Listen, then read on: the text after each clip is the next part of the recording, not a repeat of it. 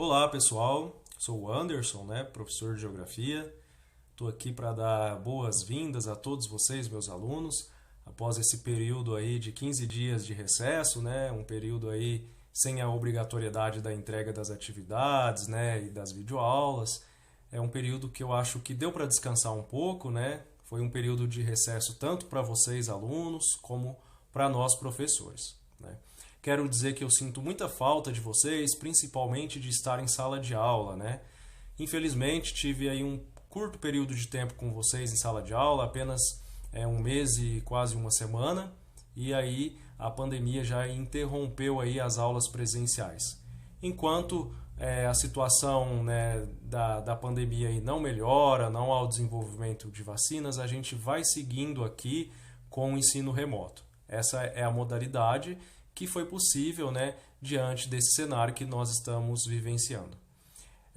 Quero dizer para vocês que não desanimem, Às vezes vem aquele pensamento, o ano já está perdido. Não se deixem levar por esse pensamento, Procurem realizar as atividades.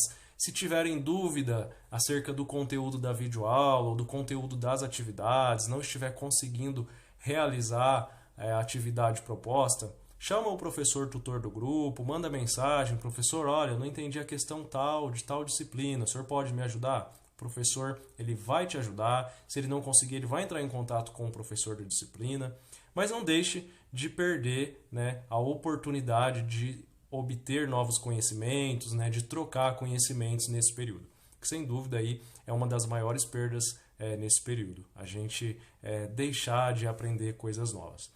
Esse período tem sido muito difícil, eu entendo, para nós professores também foi, nem todos os professores dominavam as tecnologias, nem todos os professores tinham gravado videoaulas, nem todos os professores tinham ido a um estúdio de TV para gravar aula. Foi bem difícil para a gente no começo também, todo mundo foi pego de surpresa. E eu também imagino que não esteja sendo fácil para vocês, para estar realizando aí essas atividades à distância, aí surge a dúvida, o professor não está ali naquele momento para tirar aquela dúvida que surgiu naquela hora, aí tem que usar a tecnologia, tirar foto das atividades, às vezes usar o celular do pai, do irmão, da tia, Então a gente tem diversas barreiras aí, Mas apesar de todas elas, vamos nos manter firmes, unidos, com um objetivo único, que é a troca de conhecimento que a gente precisa manter aí ainda assim nesse período de pandemia. Então eu conto com vocês no nosso grupo da turma do qual eu sou tutor. Vocês podem direcionar as dúvidas de vocês, as dificuldades. Estou sempre ali disponível no período da manhã para conversar com vocês. Espero aí que vocês possam obter aí determinado êxito nesse período e não se deixem desanimar. Continuem fazendo as atividades. Se não conseguiu entregar a tempo, procure o tutor de vocês, converse com ele, que ele com certeza vai poder te dizer a melhor forma de você conseguir entregar essas atividades que você não conseguiu entregar, certo? Então é isso, vamos dar continuidade aí, à nossa videoaula do dia de hoje, tá? Bons estudos! Então, vamos continuar aí o estudo da Ásia, o continente asiático. Na última aula nós estávamos falando sobre os aspectos humanos. Então, antes de iniciar o conteúdo da aula de hoje, nós vamos fazer uma breve revisão do que foi tratado, na aula anterior. Na aula anterior, nós falamos da diversidade humana do continente asiático, da diversidade linguística, da diversidade cultural que se tem no continente. São diversos povos, diversos países que compõem esse continente, o que traz aí uma diversidade humana muito grande. Falamos da quantificação da população, os dois países mais populosos, a China e a Índia. Falamos da densidade demográfica, muito parecida com os aspectos de outros continentes também. Em regiões mais frias, há aí uma baixa densidade demográfica, em regiões desérticas também, e em regiões com clima mais favorável, há uma densidade demográfica maior. Falamos do alto crescimento vegetativo do continente, com exceção para o Japão, né, que tem um crescimento vegetativo negativo, e alguns outros países também muito próximo aí. O crescimento vegetativo no continente, apesar de ser alto, ele vem diminuindo, pontuamos isso também. E para falar aí, né, do ranking mundial do crescimento vegetativo, foi dividido aí os países em 3 grupos, né? Os países industrializados, os países com rápida urbanização e os países pobres, né? Conforme essa tabela aqui no canto superior direito, os países industrializados da Ásia, por exemplo, Japão, Coreia do Sul e Taiwan, países com rápida urbanização, Indonésia, Turquia e China, e os países pobres, né? Iraque, Afeganistão e Iêmen, né? Então tem uma relação direta aí com a urbanização e a industrialização. Em regiões mais urbanizadas e industrializadas há um menor crescimento vegetativo. Em regiões mais pobres e mais rurais tem um maior crescimento vegetativo. Foi isso que nós pontuamos na última aula.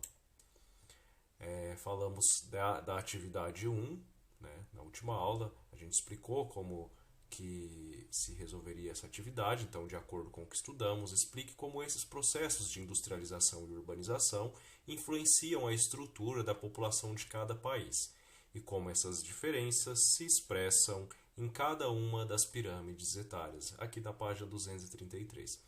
Coloquei essa atividade aqui para a gente relembrar, né, a pirâmide etária. A gente tem aqui no centro, olha só, de 0 a 4, de 5 a 9, de 10 a 14. Essa é a faixa etária.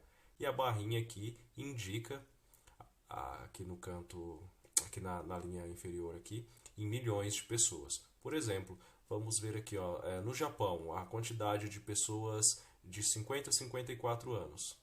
Acompanhe aqui na setinha. Cerca de 3,6 milhões de pessoas.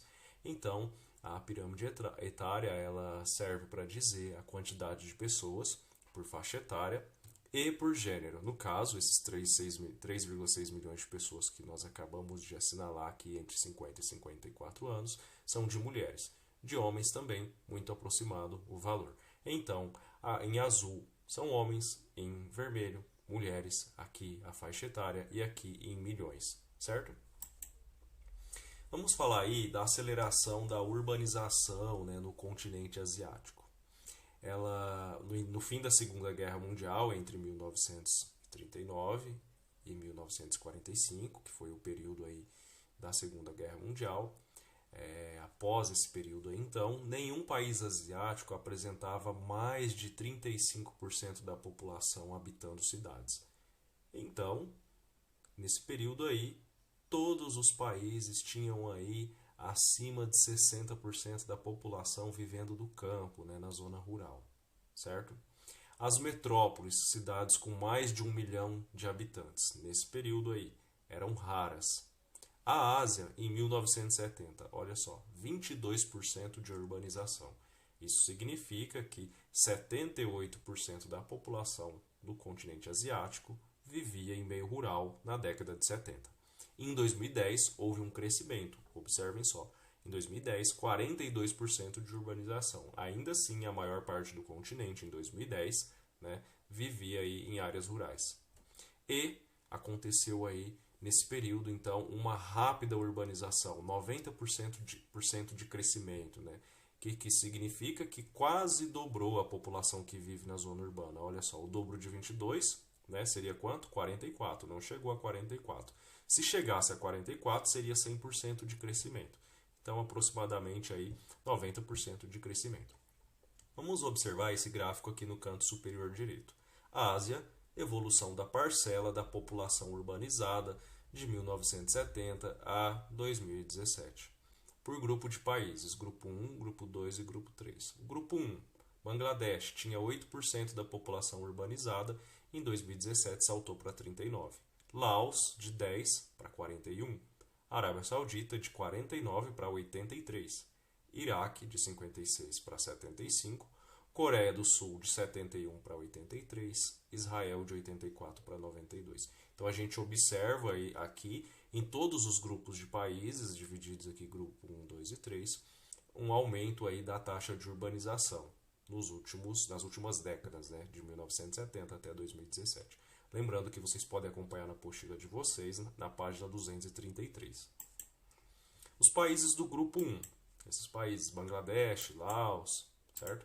Vamos falar deles. A taxa de urbanização era baixíssima, né, em 1970, a gente viu 8, 10%. Em 47 anos, mais que quadruplicou, pois chegou a 39%, né, 41%. As suas populações urbanas elas continuam entre as menores do mundo, então ainda assim eles continuam sendo países ainda com predominância de população rural, mas o impacto dessa mudança, né, já que quadruplicou, passou de 10% para 41%, né, na zona urbana, o impacto dessa mudança foi enorme. São países muito pobres, ou seja, eles têm poucos recursos para investir na infraestrutura urbana necessária para o crescimento das cidades. Então, com certeza, aí, esse é um aspecto negativo dessa urbanização acelerada nesses países pobres, devido à ausência de recursos, né, para investir nessa infraestrutura urbana necessária para receber essas pessoas. O que seria essa infraestrutura? A água, esgoto, energia, transportes, coleta de lixo, educação, moradia. Isso seria a infraestrutura urbana. Aqui nós temos uma imagem de vendedores de verduras, certo? Em Laos, em 2017, numa área urbana. Os países do grupo 2. A taxa de urbanização era média, né, na década de 70.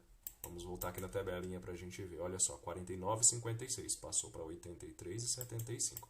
Então a taxa de urbanização era média. Atualmente ela é alta, são países com elevada produção de petróleo, né? A gente vê aqui a cidade de Riad, capital da Arábia Saudita, em 2016, com 8 milhões de habitantes. A situação desse grupo 2 ela é diversificada, né? Então tem uma diferença aí entre os países que compõem esse grupo 2. Por exemplo, na Arábia Saudita, os investimentos urbanos eles são bem elevados. E no Iraque, os investimentos urbanos são quase inexistentes, certo? Então, apesar aí dos dois terem aí atualmente uma alta taxa de urbanização, há uma diferença aí no que se refere ao investimento urbano. Os países do grupo 3. A urbanização já era alta, né, na década de 70, nos anos 70, e cresceu ainda mais.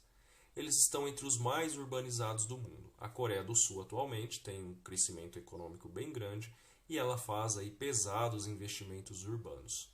Em Israel, a população rural é mínima, devido principalmente aí ao clima árido, né, no país. As cidades, há grande diferença na qualidade de vida entre os bairros. Isso a gente falando aqui de Israel, tá? As áreas mais pobres, elas são habitadas por palestinos. Nós temos aqui Seul, a capital da Coreia do Sul, em 2018, né? Já é uma mega cidade, lembrando que mega cidades são cidades com acima de 10 milhões de habitantes. Então aqui está a capital da Coreia do Sul, Seul. Continuando aí o conteúdo da nossa aula, vamos falar agora do Japão. O Japão ele é um dos países mais desenvolvidos do mundo. As cidades lá são bem planejadas, né, com elevado padrão socioeconômico, ao contrário da maior parte do continente. Então, a maior parte dos outros países, né, do continente asiático não tem essas características aí de elevado padrão socioeconômico e cidades bem planejadas. Os maiores problemas urbanos do Japão: o custo de moradia, que acaba sendo alto, a coleta e o tratamento do lixo e o trânsito nas cidades, principalmente nas grandes cidades, né, que acaba sendo caótico. Há uma excessiva concentração urbana no sul e no sudeste do país, que originou aí a maior megalópole do mundo, resultado da conurbação, né, ou seja, a junção da malha urbana das cidades de Tóquio, Yokohama, Kawasaki e Saitama. Juntas elas têm mais de 37 milhões, né, de habitantes. Isso vocês podem acompanhar aí na página 234. Vamos finalizar o assunto da aula de hoje falando aqui da China e da Índia. Em agosto de 2018, a Índia tinha 1,36 bilhões de habitantes, 34% na área urbana, certo? E a China, 1,42 bilhões de habitantes, 59% na área urbana. Então a Índia tem uma baixa urbanização e a China uma média. Elas têm as duas maiores populações absolutas do planeta, certo? A Índia, 463 milhões, a China, 836 milhões de pessoas vivendo aí em área urbana, certo? Essa quantidade aqui é a quantidade de pessoas vivendo em área urbana. Embora eles não sejam países urbanizados, olha só, baixa urbanização e média urbanização, mas o total de pessoas desses países que vivem em área urbana são as maiores do planeta, em razão principalmente aqui da quantidade de habitantes que se tem nesses países. Então, existe um grande número de cidades, né, com mais de 1 bilhão de habitantes nesses países, certo? Aqui nós temos aqui a vista de uma cidade chinesa.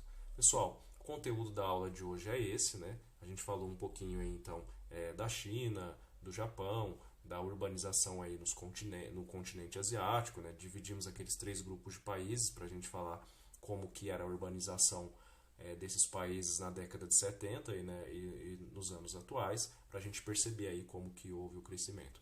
E a gente percebeu também que, embora haja um crescimento aí da população urbana, nem sempre esse crescimento aí é acompanhado do investimento em infraestrutura.